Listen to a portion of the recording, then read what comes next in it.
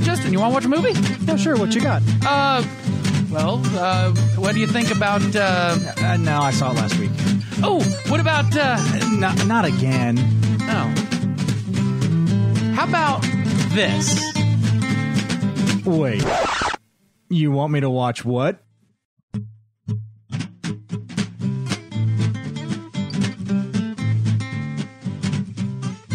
So what'd you think of Cat Ballou? I'm not entirely sure what I was in for. In fact, I know I didn't know what I was in for going into this. So in a stunning reversal, neither did I. I'd never seen it before. Introduce the show and then we'll explain. Yeah, right. So this is You Want Me to Watch What? It's the podcast where Justin and I, who've seen thousands of movies between the two of us, recommend each other to watch movies the other hasn't seen. In this case, for April, my spouse recommended one that neither of us had seen. Yes. And so we watched Cat Ballou, the 1965 Jane Fonda, Lee Marvin Western comedy musical. Yes. Sort of a musical. Yes, there was music. I mean, when you got Stubby K and Nat King Cole singing your narration and exposition, it's a musical. Yeah. So we open up with Cat Ballou, Cat Ballou, a notorious outlaw who's about to be executed in the small town of, what was it again? Wolf City, Wyoming. Yes. Because they only said that half a dozen times. Yes. And so the movie is about how did she get to this point? Yes. And I'm starting to understand where the bookends for Cannibal the Musical came from. You know? Yeah. All right. So, Kat, or Catherine, some months prior, she is an aspiring school teacher returning home by train to Wolf City. And on the way, she helps a cattle rustler, get away. Mm-hmm. Kind of unwittingly, but she does it anyway. Well, later on, she gets back to the ranch of her father and learns that basically the Wolf City Development Corporation is trying to take away his ranch. Yeah. And they are trying to run him off there's a gunfighter, and they dump manure into the water supply, etc. And I'm going to go ahead and say it, but he's got working with him a Native American, Jackson Two Bears, that he is convinced is Muslim. And there's some cringe jokes there that definitely were the kind that make you laugh, but then make you go, "Aww." Following that with some less than sensitive the Mormon humor. Yes. So this movie is a product of its time. Well, we say that about every movie we watch. This one rightfully so. Yeah. Anyway, at a party, she meets back up with the cattle rustler and his Uncle Jed. And they get kind of the idea that since the town has hired a gunslinger, they need to hire a gunslinger. So they hire Kid Shalene, played by Lee Marvin. Mm-hmm. Except Kid Shalene is a drunk. Yep. And is only able to shoot when he's drunk. Yep. And he doesn't do any good protecting her father. No. Because basically while he's sleeping it off in the barn and everybody's supposed to be out helping protect her dad, he just gets shot in broad daylight. Mm-hmm. Sent by the town. The gunfighter is defended by the town, by the sheriff, and the sheriff's man is like, no, he's been here the whole time. Yep. So Kat decides she's going to seek revenge, and she starts by holding up a train, carrying the payroll, $40,000, $50,000 in 1896 money. Mm-hmm. That's a fair bit of dollars. Oh, yeah. And she takes refuge in Hole in the Wall, basically an outlaw, settlement that's just not worth the investment to go and clear out to the Wolf City Corporation. Yeah. Well, in doing so, she learns that now that's going to be a problem. And so Kid Shalene gets himself sobered up, worked out, goes in, has the showdown with the gunfighter. We find out it's his brother, and she goes after basically what's the CEO of the corporation that hired the gunfighter to kill her dad. Mm-hmm. And in that stuff, she tries to get him to confess. When he won't confess, they get into a tussle that leads to her shooting him. Yes. With a Derringer. And we're back to the present, where she's going to be hung. And as she's walking, well, there's Uncle Jed, and there's the cattle rustler, and there's Jackson, the Native American, and there's Kid Shalene, drunk again, sleeping against a building. And she gets away to the sounds of Nat King Cole and Stubby K singing that, okay, movie's over. Yeah, pretty much. I laughed a lot during this. I did too. I don't know if it's good. It's... I mean, yeah. Yeah. There were some bits in there that were legit funny. Yes. There were definitely bits in there that were legit funny.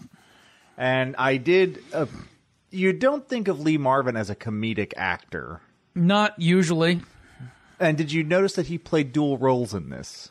Mm-hmm. Yeah, he was the drunk gunman and his brother, the hired gunman by the city. Mm-hmm. So he played a comedy role, and he played the villain as straight. So that was nice to see. I bet he enjoyed expanding himself in that kind of thing. Expanding himself. Yes. Considering that the girdle scene. Yes, I don't know how I feel about it either, because it made me laugh. Sometimes just out of sheer shock. Mm-hmm. It's not a horrible movie. No, it's not a horrible movie. It's quite funny. It is pretty well taken care of. It's uneven in some of it. Absolutely. It's 1965 product, which means that some of the stuff you're watching, you're like, I don't know about this. But I guess the more history you know, the more you can kind of accept it and understand it. Yeah. Didn't like that the number of stars on the flags were wrong. That was that did irk you a little bit. That was irksome. So, yeah. And by the way, little flags being woven at the hanging, like people waving them around as she's being sent to the hanging. Not like big, huge flags. We're just watching this, and somebody's waving a tiny little flag. He's like, I wonder how many stars it's got. Nope, too many.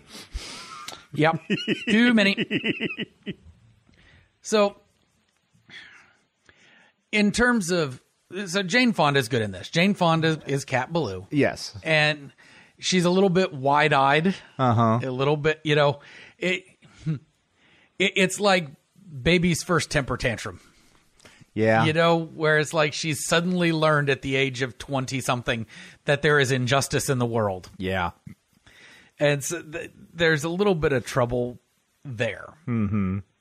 But the fact that all the guys around her are equally naive, it seems. Yes. Are just kind of like, the one guy who's not really naive is drunk. Yes. And his drunk makes him naive. Yes. Or philosophical. It depends on how far into the drinking he's gotten. This is true.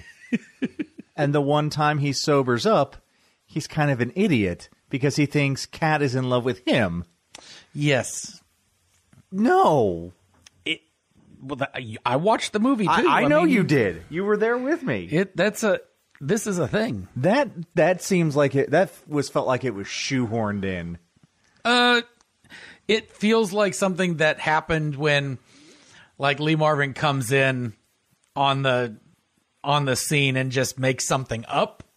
Yeah. And somebody else was just like, no. Let's see where this goes. And considering they typically shoot movies out of order, Lord knows when he threw that in. Oh, man. And then they never went back to add more stuff. No, nothing at all. It's just, oh.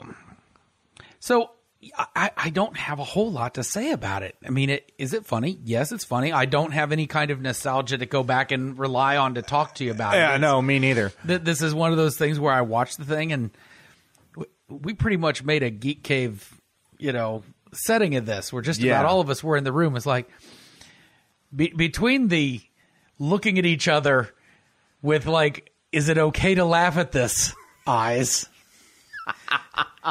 And just laughing because some of the stuff really is legit funny. Oh, yeah.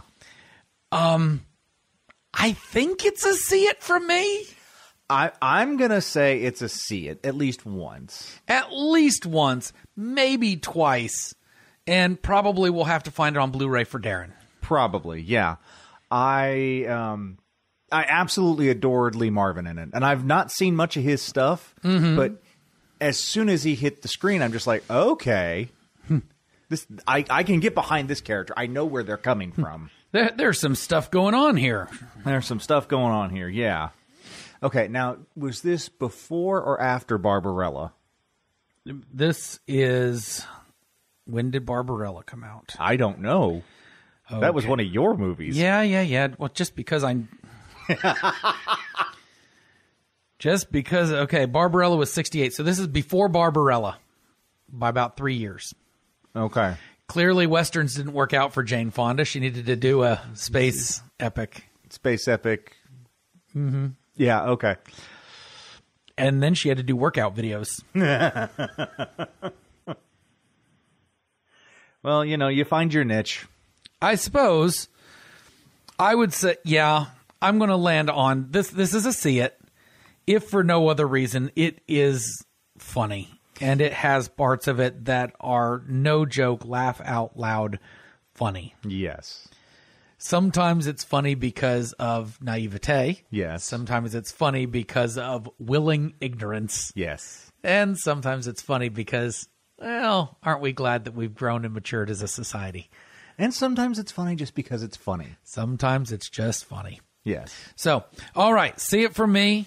Yeah, it's a see it from me. Yeah. Good job, spouse. Yeah. And I guess that means it's your spouse's turn. Yeah, if we're doing this, we're doing this. Let's do it.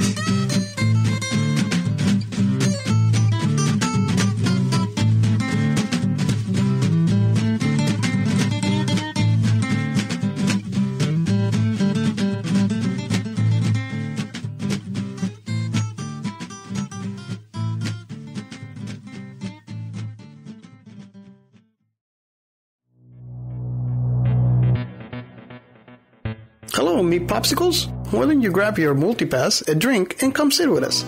Let's pick each other's brain. We want you to be part of our intimate conversation about science fiction topics. Let's do this. Join us, and let's talk about science fiction topics in books, movies, TV shows, and games. At Science Fiction Remnant, you are invited to listen in. Listen now on Apple Podcasts, Spotify, Audible, or wherever you listen to podcasts. And don't forget your multipass.